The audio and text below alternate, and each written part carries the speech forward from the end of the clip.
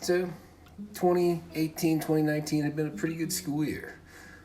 The kids had learned a lot and showed a lot of growth and a lot of proficiency development. And our pop and jazz concert at the end of the year were quite successful, and I felt very engaging. The kids had really moved. But I knew I was looking for something.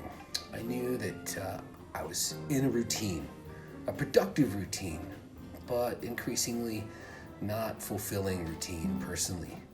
My relationship with music had been changed, and I needed to find ways to engage myself personally, passionately in the music that I love and in the teaching that I love. And how can I have that same motivation that I had when I was a kid? So, it happened in New York. We had traveled as a family for the big family trip. We walked and talked, and we spent a whole day wandering and cruising, and we ended up at the Met. And while I was there, I saw pieces of history that brought me to life, but it was the instruments. And then I saw the allegory of music. I saw her tuning her lute theorbo, and I saw classical guitars that were a part of my life, my inspiration.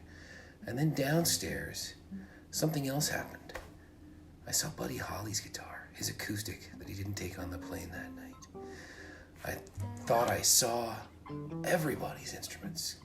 Bo Diddley, his box guitar, unbelievable.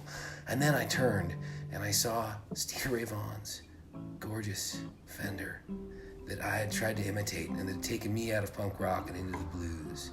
And then I turn again and I get to see Jerry Garcia's Warlock. And that instrument had changed so many emotions in so many people's. Then I saw Joe Strummer's Telly, and I thought about my personal relationship with The Clash and every song that had ever been written using that guitar. I was being transported. So while sitting in Katz's diner having the best sandwich of my entire life, I made a commitment. I'm going to get back to who I was. I'm going to rediscover myself in some new way and not just be that little chunk of Hendrix's guitar left at the end of the gig. No, I needed to get ready for the school year in a new way. And while it was coming at me fast and furiously, I knew that I wanted new tools.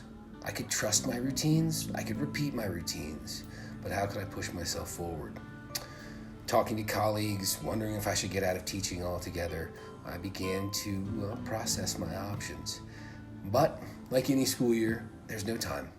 There's always work to be done, lessons to be graded, plans to be made, parts to be arranged, scores and pieces for every class and every student.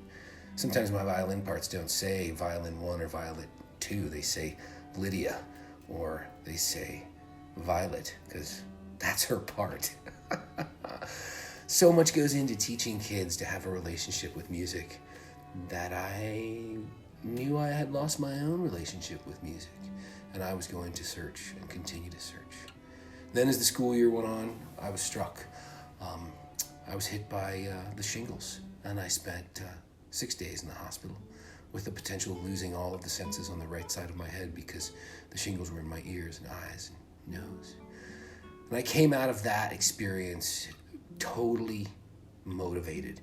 I began to call people around the community that I knew and I trusted, principals, employers, and I said, what would you do? What would you search for if a teacher's burning out? The kids can almost teach themselves at this point. My classroom was being managed by some of my former students as I was in the hospital, and they were having great times collaborating together. And I knew that I could always trust the fundamentals and those values of notes and rhythm and time, history, and Bach and rock and the blues and everything else, but no, I had to find me. So when I ended up on the phone with Ann Dibble, my imagination was sparked, and I knew it was time to move forward. COVID hit, but I had rediscovered myself, and I was going to connect to the new me and create new opportunities.